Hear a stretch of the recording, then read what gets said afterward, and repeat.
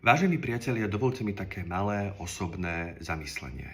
No, osobné napísal to Jakub Nôta, ale keďže ja sa s tým tak trochu osobne stotožňujem, tak je to v poriadku.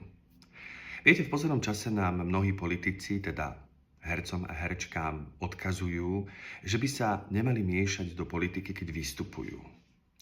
Ja som sa nad tým tak trochu zamyslel, že čo tým politikom vlastne vadí.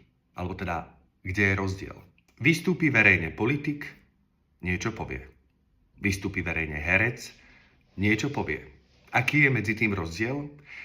Ten herec sa na to pripravoval. Aká je tá príprava? Ten herec premýšľal, čo hovorí, prečo to hovorí. Aká je príprava politika? Môžeme ísť ďalej. Paradoxné je, že politikom na hercoch vadí, že rozprávajú za seba. Že by mali rozprávať ako postavy z nejakej hry.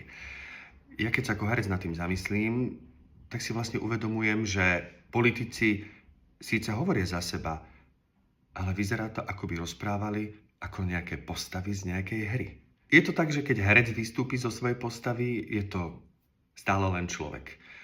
A keď vystúpi politik niekde, je to bizarná postava. Politici tvrdia, že herci by nemali hovoriť o politike, ako by to bola nejaká úzka, špecifická disciplína, ako napríklad agrokovo-metalurgia alebo cerebrálno-metalitická spinatóza. Samozrejme, nič z toho neexistuje, aj keď to vyzerá tak, že istý poslanec Bartek o tom napísal diplomovku alebo dizertačku, a keď nie, tak minimálne tak pôsobí. Ale politika je mnoho z toho, čo žijeme. Zákony, zdravotníctvo, školstvo, dane, spojenectvá, dôchodky, najnovšie aj to, akú si kam vziať kravatu. Takže nehovoriť o politike znamená vlastne nehovoriť o všetkom. De facto hovoriť o ničom. Takže politici chcú, aby umelci hovorili o ničom. No ale o ničom už hovoria oni. Takže v podstate nám vzali job. Áno.